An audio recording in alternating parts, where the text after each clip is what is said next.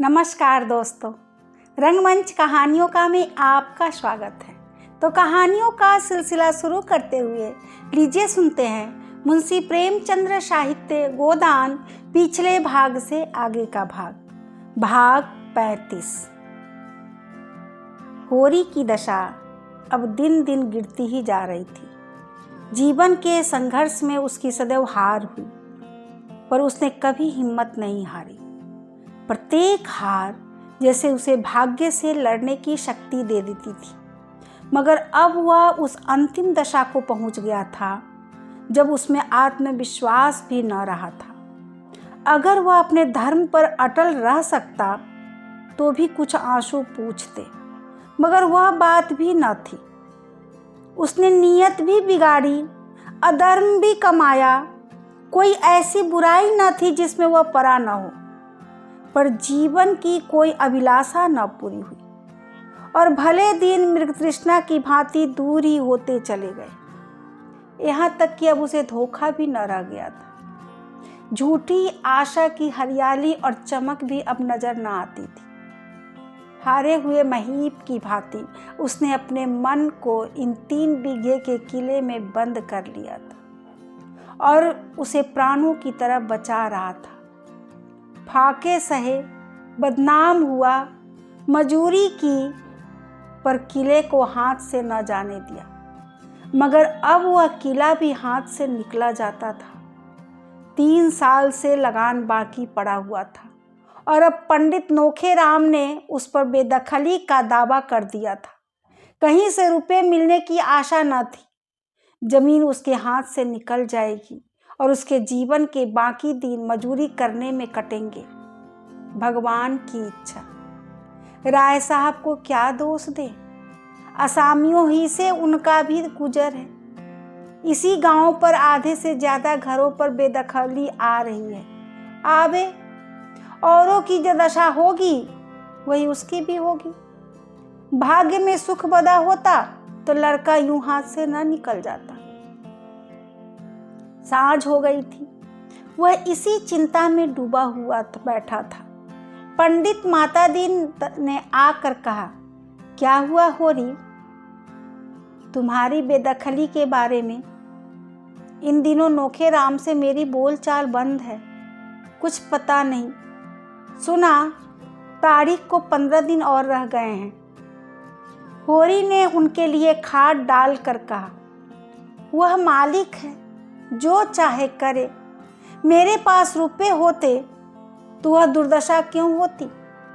खाया नहीं, उड़ाया नहीं, लेकिन उपज ही न हो और जो भी हो वह कौड़ियों के मोल बिके तो किसान क्या करे? लेकिन जायदाद तो बचानी ही पड़ेगी। निबाह कैसे होगा? बाप दादों की इतनी ही निशानी बच रही है। वह निकल गई तो कहाँ रहोगे? भगवान की मर्जी है, मेरा क्या बस। एक उपाय है जो तुम करो। होरी को जैसे अभय दान मिल गया। इनके पांव पकड़कर बोला, बड़ा धर्म होगा महाराज, तुम्हारे सिवा मेरा कौन है? मैं तो निराश हो गया था। निराश होने की कोई बात नहीं, बस इतना ही समझ लो कि सुख में आदमी का धर्म कुछ और होता है, दुख में कुछ और। सुख में आदमी दान देता है, मगर दुख में भीख तक मांगता है। उस समय आदमी का यही धर्म हो जाता है। शरीर अच्छा रहता है तो हम बिना स्नान पूजा किए मुंह में पानी भी नहीं डालते, लेकिन बीमार हो जाते हैं तो बिना नहाए खाए, कपड़े पहने, खाट पर बैठे पथ लेते हैं। उस समय का यही धर्म है। यहाँ हम में तुम में कितना भेद है, लेकिन जगन्नाथपुरी में कोई भेद नहीं रहता। ऊंचे नीचे सभी एक पंगत में बैठकर खाते हैं। आपातकाल में श्री रामचंद्र ने सेवरी के जूठे फल खाए थे। बाली का छिपकर वध किया था। जब संकट में बड़े बड़ों की मर्यादा टूट जाती है तो हमारी तुम्हारी कौन बात है? राम सेवक महतो को तो जानते हो ना? होरी ने निरुत्साह होकर कहा, हाँ जानता क्यों नहीं। मेरा जजमान बड़ा अच्छा जमाना है उसका, खेती अलग, लेन देन अलग। ऐसे रोब दाब का आदमी ही नहीं देखा। कई महीने हुए उसकी औरत मर गई है, संतान कोई नहीं। अगर रुपया का ब्याह उससे करना चाहो तो मैं उसे राजी कर लूँ। मेरी बात वह कभी न टालेगा। लड़की सयानी हो गई है और ज़माना बुरा है। कहीं कोई बात हो जाए तो मुंह में कालिख लग जाए। यह बड़ा अच्छा अवसर है। लड़की का ब्याह भी हो जाएगा और तुम्हारे खेत भी बच जाएंगे। सारे खर्च बरच से बचे जाते हो। राम सेवक होरी से 2 ही 4 साल छोटा था। ऐसे आदमी से रूपा के ब्याह करने का प्रस्ताव ही अपमानजनक था। कहाँ फूल सी रूपा और कहाँ वह बूढ़ा ठूंठ। जीवन में होरी ने बड़ी बड़ी चोटें सही थी, मगर यह चोट सबसे गहरी थी। आज उसके ऐसे दिन आ गए हैं कि उससे लड़की बेचने की बात कही जाती है और उसमें इनकार करने का साहस नहीं है। ग्लानि से उसका सिर झुक गया। दाता दीन ने 1 मिनट के बाद पूछा, तो क्या कहते हो? होरी ने साफ जवाब न दिया। बोला, सोच कर कहूंगा। इसमें सोचने की क्या बात है? धनिया से भी तो पूछ लूं। तुम राजी हो कि नहीं? जरा सोच लेने दो महाराज। आज तक कुल में कभी ऐसा नहीं हुआ। उसकी मर्यादा भी तो रखना है। 5-6 दिन के अंदर मुझे जवाब दे देना। ऐसा न हो तुम सोचते ही रहो और बेदखली आ जाए। दाता दिन चले गए। होरी की ओर से उन्हें कोई अंदेशा न था। अंदेशा था धनिया की ओर से। उसकी नाक बड़ी लंबी है, चाहे मिट जाए मर्याद न छोड़ेगी। मगर होरी हाँ कर ले तो वह भी रो धोकर मान ही जाएगी। खेतों के निकलने में भी तो मर्याद बिगड़ती है। धनिया ने आकर पूछा, पंडित क्यों आए थे? कुछ नहीं, यही बेदखली की बातचीत थी। आंसू पोंछने आए होंगे। यह तो ना होगा कि 100 रुपये उधार दे दे। मांगने का मुंह भी तो नहीं। तो यहाँ आते ही क्यों हैं? रुपया की सगाई की बात थी। किससे? राम सेवक को जानती है, उन्हीं से। मैंने उन्हें कब देखा? हाँ, नाम बहुत दिन से सुनती हूँ।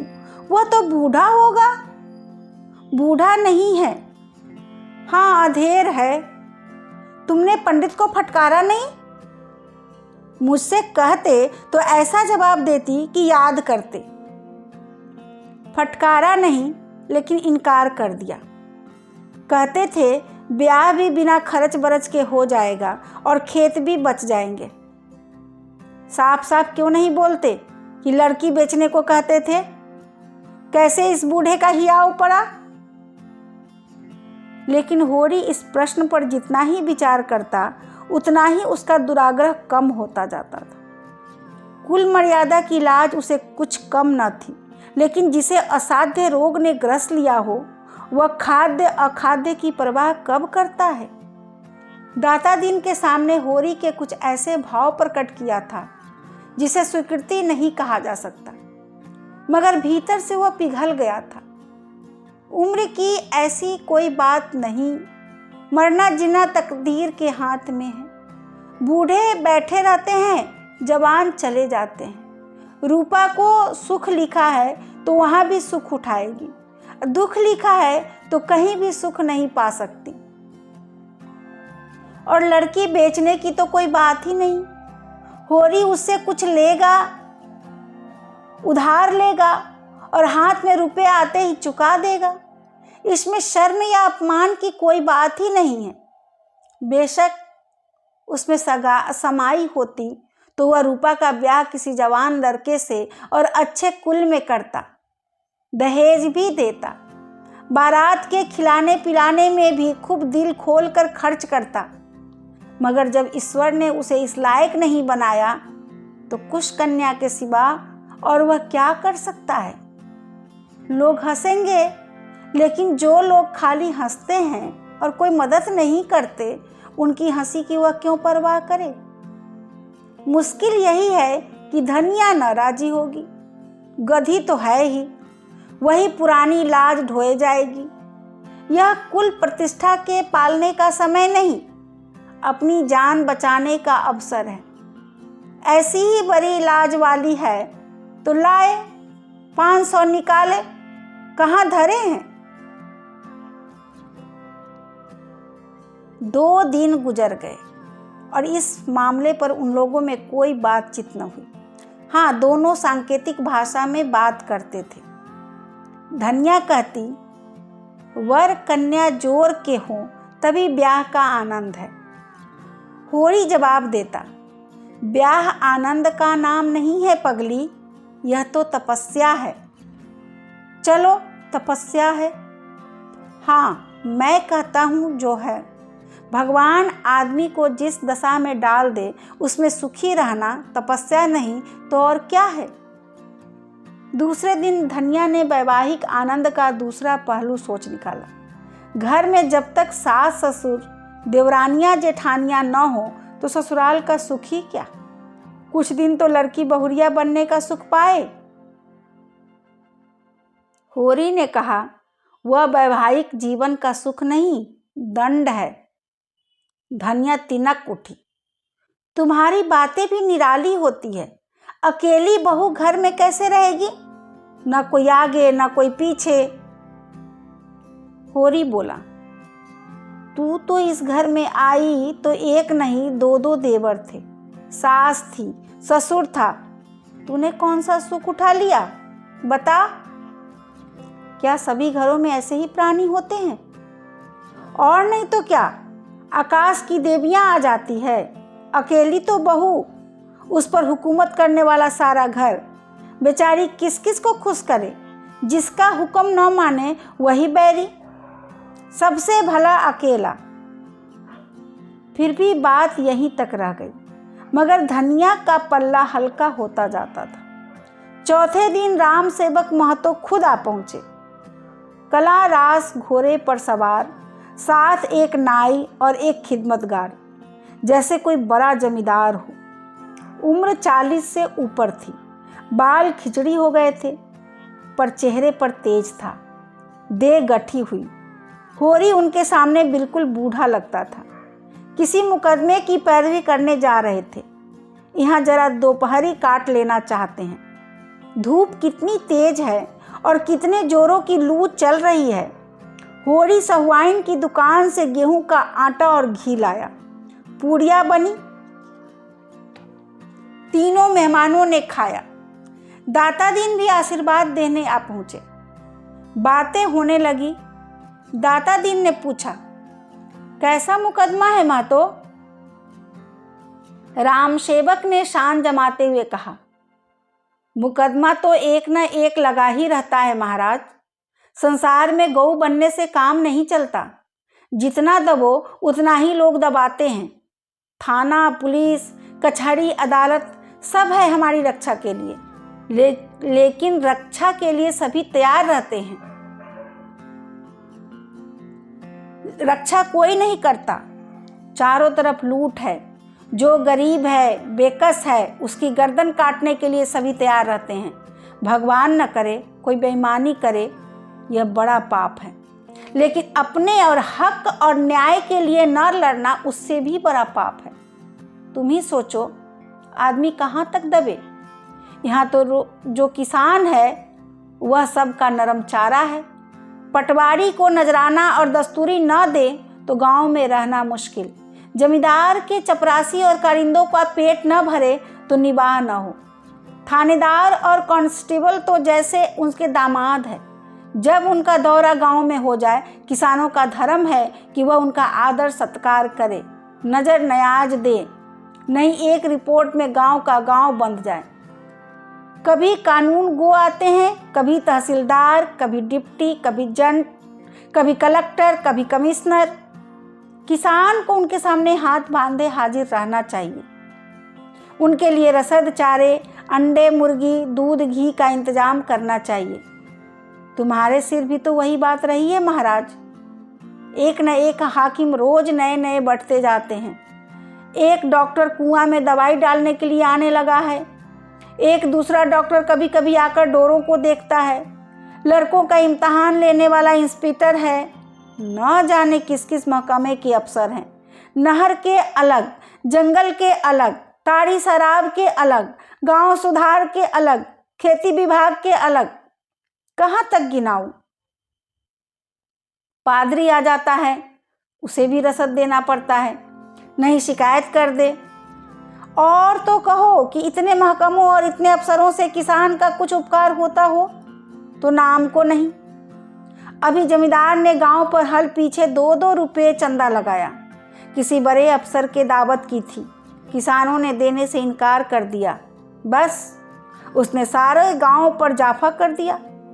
हाकिम भी जमींदार ही का पक्ष करते हैं, यह नहीं सोचते कि किसान भी आदमी है, उनके भी बाल बच्चे हैं, उनकी भी इज्जत आबरू है। और यह सब हमारे दब्बूपन का फल है। मैंने गांव भर में डोंडी पिटवा दी कि कोई बेसी लगान ना दे और ना खेत छोड़ो। हमको कोई कायल कर दे तो हम जाफा देने को तैयार हैं, लेकिन जो तुम चाहो कि बेमुंह के किसानों को पीस कर पी जाए तो यह ना होगा। गांव वालों ने मेरी बात मान ली और सब ने जाफा देने से इनकार कर दिया। जमींदार ने देखा सारा गांव एक हो गया है तो लाचार हो गया। खेत बेदखल कर दे तो जोते कौन। इस जमाने में जब तक है तो लाचार हो गया।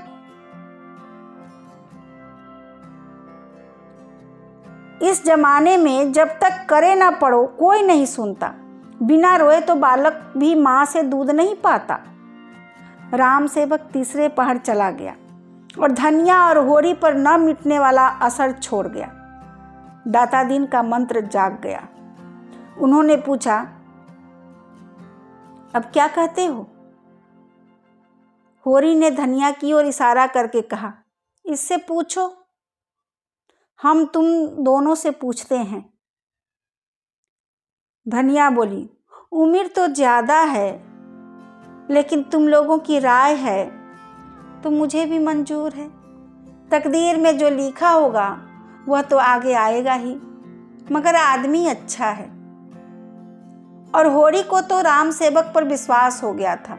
जो दुर्बलों को जीवट वाले आदमियों पर होता है वह शेख चिल्ली के से मंसूबे बांधने लगा था। ऐसा आदमी उसका हाथ पकड़ ले तो बेड़ा पार है। विवाह का मुहूर्त ठीक हो गया। गोबर को भी बुलाना होगा। अपनी तरफ से लिख दो, आने ना आने का उसे अख्तियार है। यह कहने को तो मुँह न रहे कि तुमने मुझे बुलाया कब था।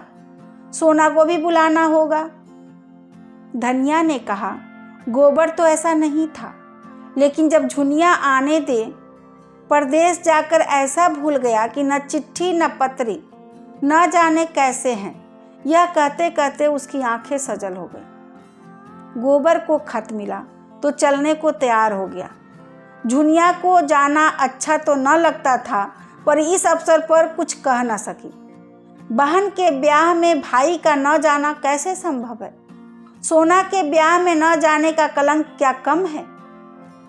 गोबर आर्द्र कंठ से बोला, माँ बाप से खींचे रहना कोई अच्छी बात नहीं है। अब हमारे हाथ पांव हैं, उनसे खींच ले चाहे लड़ ले, लेकिन जन्म तो उन्हीं ने दिया, पाल पोस कर जवान तो उन्हीं ने किया। अब वह हमें 4 बातें भी कहे तो हमें गम खाना चाहिए। इधर मुझे बार बार अम्मा दादा की याद आया करती है। उस वक़्त मुझे न जाने क्यों उन पर गुस्सा आ गया। तेरे कारण माँ बाप को भी छोड़ना पड़ा। झुनिया तिनक उठी, मेरे सिर पर यह पाप ना लगाओ। हाँ, तुम ही को लड़ने की सूझी थी। मैं तो अम्मा के पास इतने दिन रही, कभी सांस तक न लिया। लड़ाई तेरे कारण हुई। अच्छा, मेरे ही कारण सही। मैंने भी तो तुम्हारे लिए अपना घर बार छोड़ दिया। तेरे घर में कौन तुझे प्यार करता था? भाई बिगड़ते थे, भावजे जलाती थी, भोला जो तुझे पा जाते तो कच्चा ही खा जाते। तुम्हारे ही कारण। अब कि जब तक रहे इस तरह रहे कि उन्हें भी जिंदगानी का कुछ सुख मिले, उनकी मर्जी के खिलाफ कोई काम न करे। दादा इतने अच्छे हैं कि कभी मुझे डांटा तक नहीं। अम्मा ने कई बार मारा है, लेकिन वह जब मारती थी तब कुछ न कुछ खाने को देती थी।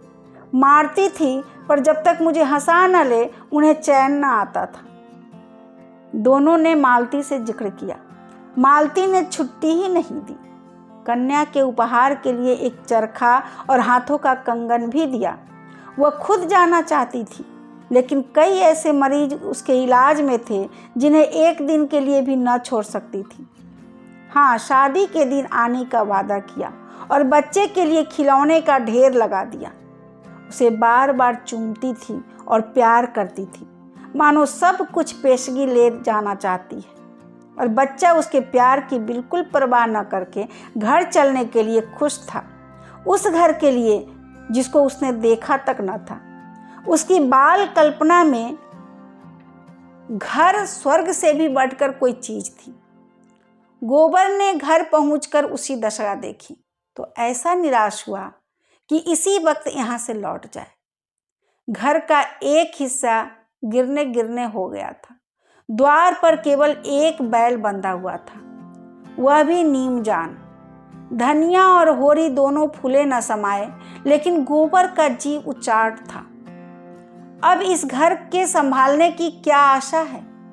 वह गुलामी करता है, लेकिन भरपेट खाता तो है। केवल एक ही मालिक का तो नौकर है। यहाँ तो जिसे देखो वही रोब जमाता है। गुलामी है पर सूखी। मेहनत करके अनाज पैदा करो और जो रुपए मिले वह दूसरों को दे दो। आप बैठे राम राम करो। दादा ही का कलेजा है कि यह सब सहते हैं, उसे तो एक दिन न सहा जाए। और यह दशा कुछ होरी की ही न थी, सारे गांव पर यह विपत्ति थी। ऐसा एक आदमी भी नहीं जिसकी रोनी सूरत न हो, मानो उसके प्राण की जगह वेदना ही बैठी उन्हें कठपुतलियों की तरह नचा रही हो। चलते फिरते थे, काम करते थे, पीसते थे, घूंटते थे, इसलिए कि पीसना और घुटना उनकी तकदीर में लिखा था। जीवन में न कोई आशा है न कोई उमंग, जैसे उनके जीवन के सोते सूख गए हों और सारी हरियाली मुरझा गई हो। जेठ के दिन हैं, अभी तक खलिहानों में अनाज मौजूद है, मगर किसी के चेहरे पर खुशी नहीं है। बहुत कुछ तो खलिहान में ही तुल कर महाजनों और कारिंदों की भेंट हो चुका है, और जो कुछ बचा है वह भी दूसरों का है। भविष्य अंधकार की भांति उनके सामने है, उसमें उन्हें कोई रास्ता नहीं सूझता। उनकी सारी चेतनाएं शिथिल हो गई है। द्वार पर मनो कूड़ा जमा है, दुर्गंध उड़ रही है, मगर उनकी नाक में न गंध है न आंखों में ज्योति। सरेशाम द्वार पर गीदड़ रोने लगता है, मगर किसी को गम नहीं। सामने जो कुछ मोटा झोटा आ जाता है वह खा लेते हैं, उसी तरह जैसे इंजन कोयला खा लेता है। उनके बैल चूनी चोकर के बगैर नाद में मुंह नहीं डालते, मगर उन्हें केवल पेट में कुछ डालने को चाहिए। स्वाद से उन्हें कोई प्रयोजन नहीं। उनका रसना मर चुकी है, उनके जीवन में स्वाद का लोप हो गया है। उनसे थेले धेले के लिए बेईमानी करवा लो, मुट्ठी भर अनाज के लिए लाठियां चलवा लो, पतन की वह इंतहा है जब आदमी शर्म और इज्जत को भी भूल जाता है। लड़कपन से गोबर ने गांवों की यही दशा देखी थी और उनका आदी हो चुका था, पर आज 4 साल के बाद उसने जैसे एक नई दुनिया देखी। भले आदमियों के साथ रहने से उसकी बुद्धि कुछ जग उठी है। उसने राजनीतिक जलसों के पीछे खड़े होकर भाषण सुने हैं और उनसे अंग अंग में बिंधा है। उसने सुना है और समझा है कि अपना भाग्य खुद बनाना होगा, अपनी बुद्धि और साहस से इन आफतों पर विजय पाना होगा। कोई देवता, कोई गुप्त शक्ति उनकी मदद करने न आएगी।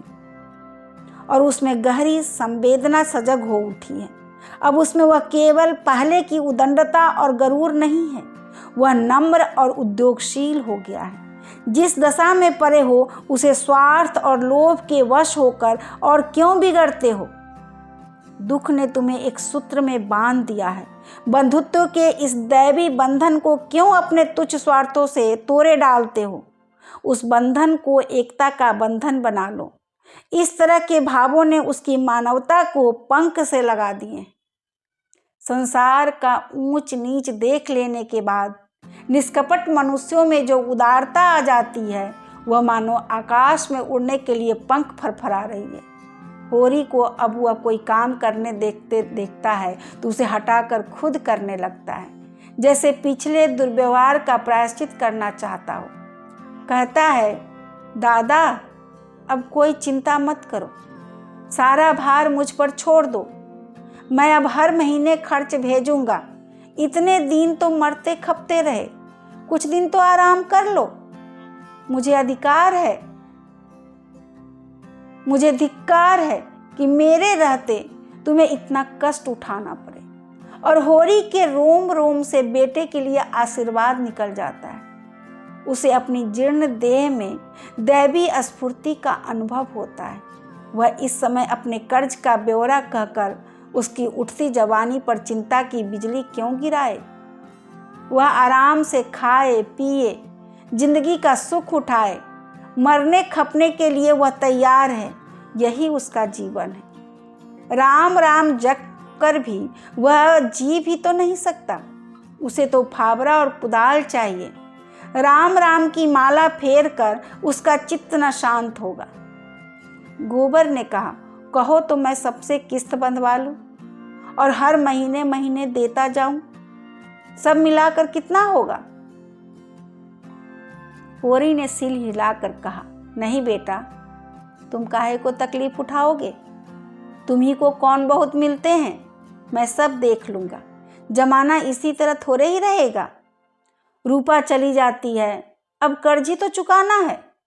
तुम कोई चिंता मत करना। खाने पीने का संयम रखना। अभी देह बना लोगे तो सदा आराम से रहोगे। मेरी कौन, मुझे तो मरने खपने की आदत पड़ गई है। अभी मैं तुम्हें खेती में नहीं जोतना चाहता बेटा। मालिक अच्छा मिल गया है, उसकी कुछ दिन सेवा कर लोगे तो आदमी बन जाओगे। वह तो यहाँ आ चुकी हैं, साक्षात देवी हैं, देवी। ब्याह के दिन फिर आने को कहा है। हमारे सिर आंखों पर आए। ऐसे भले आदमियों के साथ रहने से चाहे पैसे कम भी मिले, लेकिन ज्ञान बढ़ता है और आंखें खुलती हैं। उसी वक्त पंडित दाता दीन ने होरी को इशारे से बुलाया और दूर ले जाकर कमर से 100-100 रुपए के 2 नोट निकालते हुए बोले, तुमने मेरी सलाह मान ली, बड़ा अच्छा किया। दोनों काम बन गए। कन्या से भी उरीन हो गए और बाप दादों की निशानी भी बच गई। मुझसे जो कुछ हो सका मैंने तुम्हारे लिए कर दिया। अब तुम जानो, तुम्हारा काम जाने। होरी ने रुपए लिए तो उसका हाथ कांप रहा था। उसका सिर ऊपर ना उठ सका। मुंह से एक शब्द न निकला, जैसे अपमान के अथाह गड्ढे में गिर पड़ा है और गिरता चला जाता है।